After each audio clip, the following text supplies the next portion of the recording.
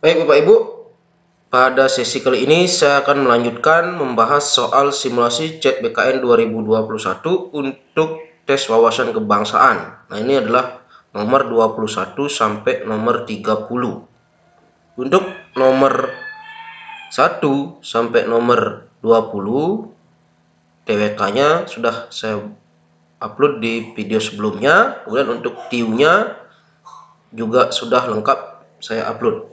Silakan Bapak Ibu cek di video-video saya sebelumnya, atau nanti bisa dilihat pada link deskripsi pada video ini.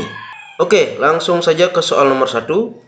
Hukum pidana termasuk hukum publik. Itu artinya A. Hukum pidana berlaku bagi semua orang. B. Hukum pidana mengatur hubungan antara individu dengan masyarakat dan hanya diterapkan jika masyarakat itu benar-benar membutuhkan. C. Hukum pidana mengatur hubungan antara individu dengan negaranya. D. Hukum yang mengatur hubungan antara sesama manusia, antar satu orang dengan orang yang lain, dengan menitikberatkan pada kepentingan perorangan.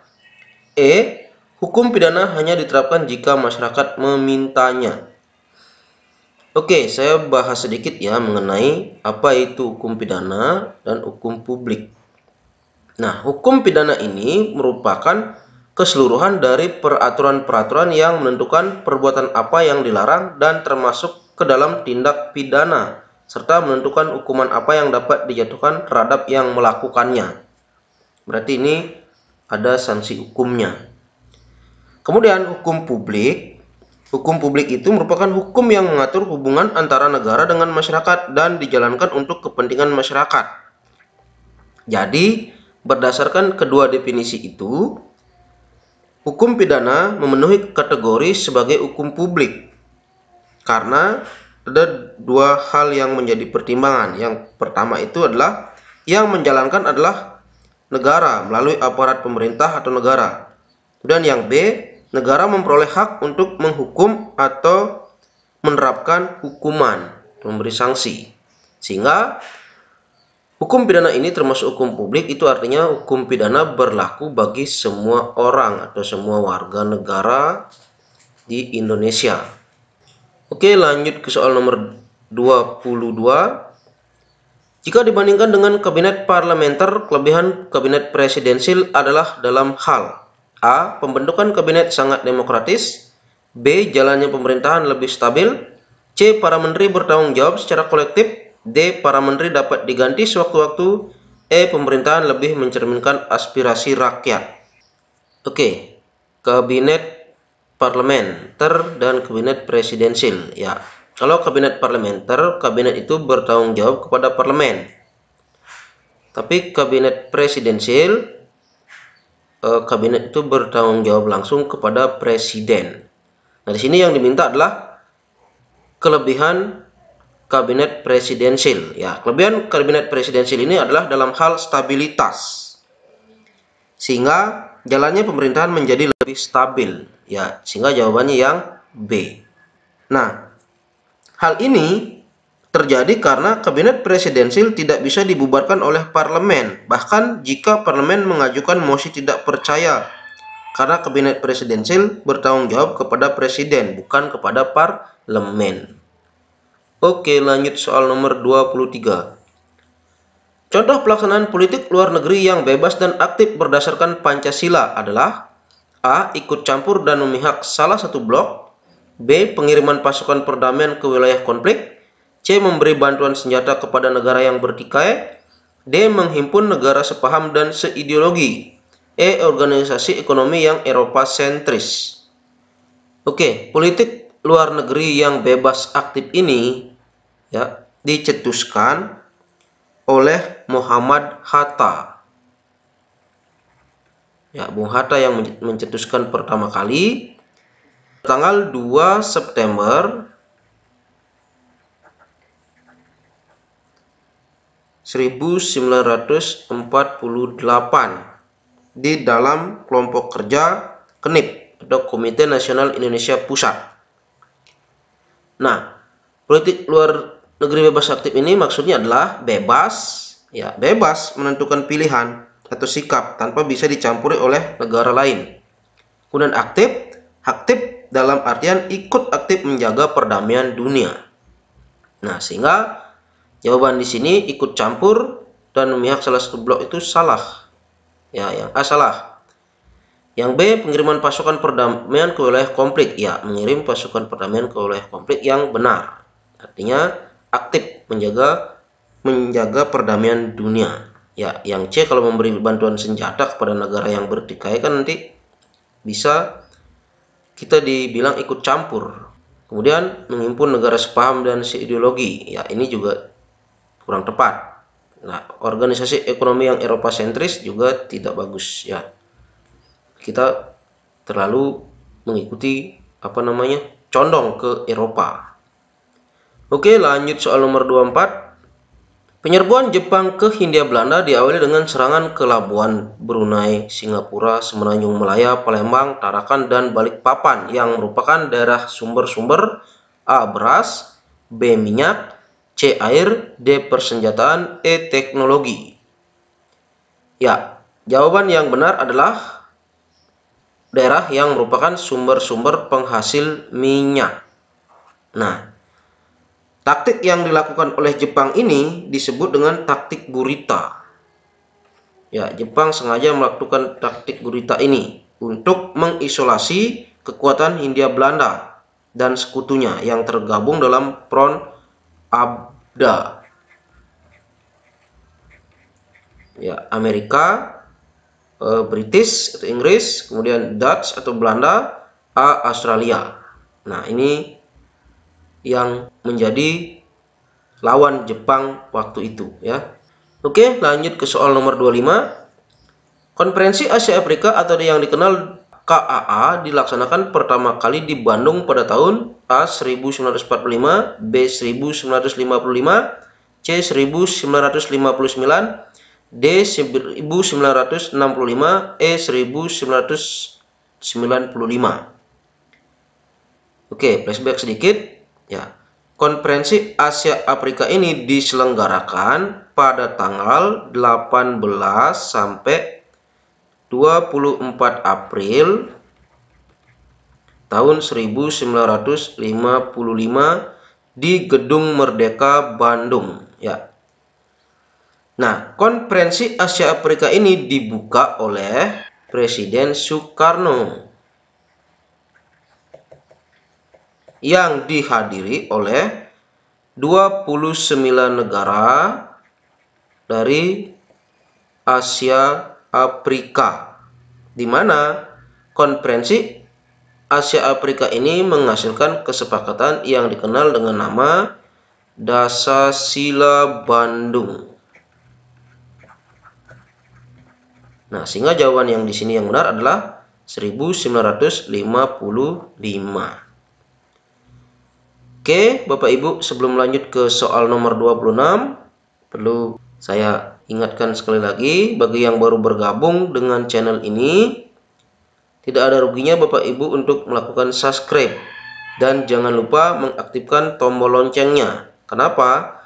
Karena yang pertama, subscribe itu gratis. Yang kedua, nanti biar Bapak Ibu mendapatkan notifikasi pemberitahuan ketika saya upload video-video berikutnya. Oke, lanjut soal nomor 26.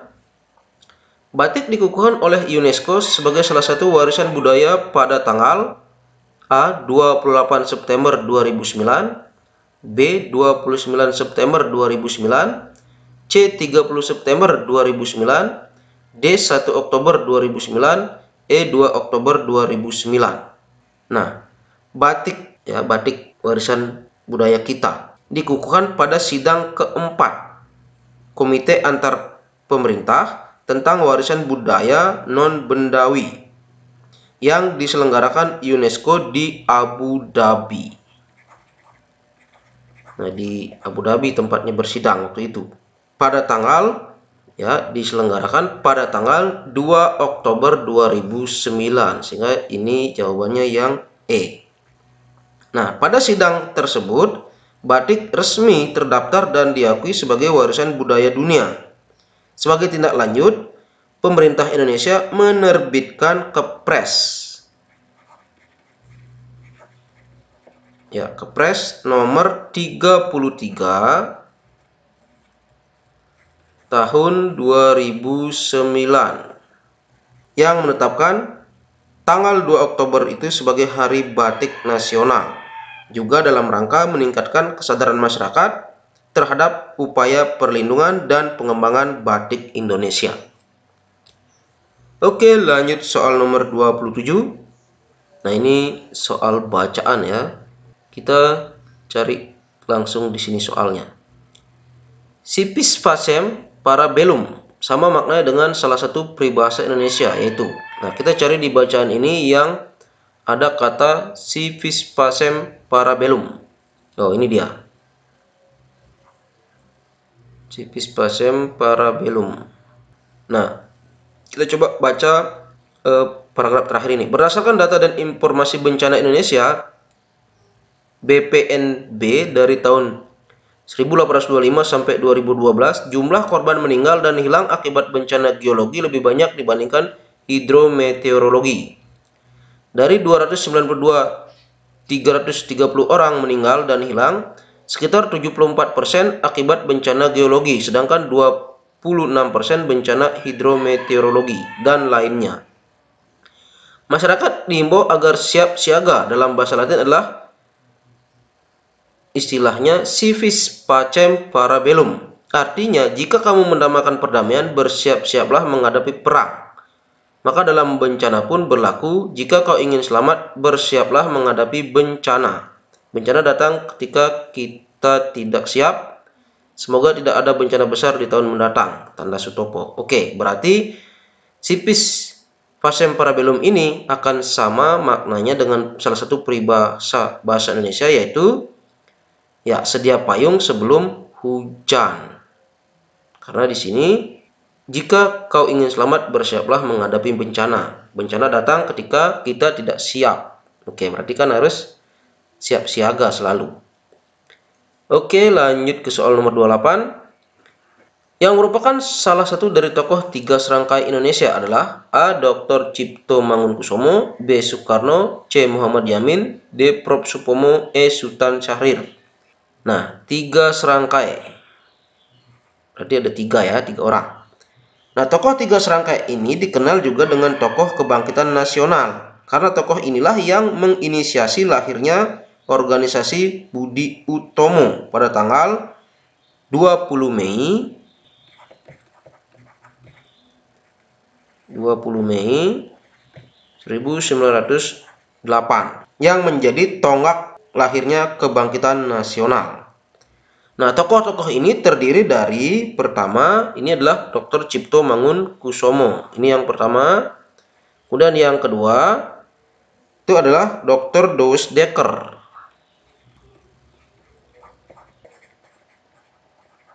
Dan yang ketiga, ini adalah Siwardi Suryaningrat atau yang kita kenal dengan nama Ki Hajar Dewantara.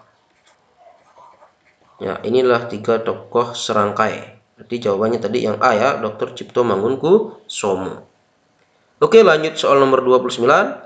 Berikut ini yang bukan tahapan dari diadakannya perjanjian internasional adalah A. Negosiatif, B. Clarification, E. Signature, D. Pengesahan, E. Penandatanganan.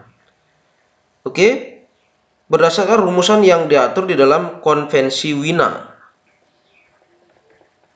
pada tahun 1969, bahwa perjanjian internasional itu adalah sebuah perjanjian yang dibuat oleh negara-negara secara tertulis dan diatur oleh hukum internasional. Berarti ini dipayungi oleh hukum internasional. Nah, adapun tahap-tahap perjanjian internasional, tahapannya ini yang pertama adalah tahap perundingan atau negotiation. Kemudian tahap kedua dilanjutkan dengan tahap penandatanganan